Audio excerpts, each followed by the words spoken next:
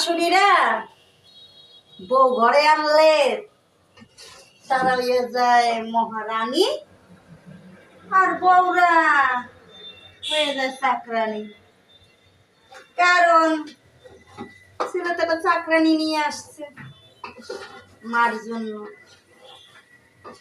আর বিয়ের শুরুতেই ছেলে বলবে, আমার মার কিন্তু যত্ন নিও, আমার মার খেয়াল নিও, আমার মা যা কয় তাই শূন্য, আমার মার কথা কোনো সময় করবা না, খালাবা না। তাই হইলো কি হইলো, ওই যে বিনা বেতনে একটা চাকরানি নিয়ে আসছে,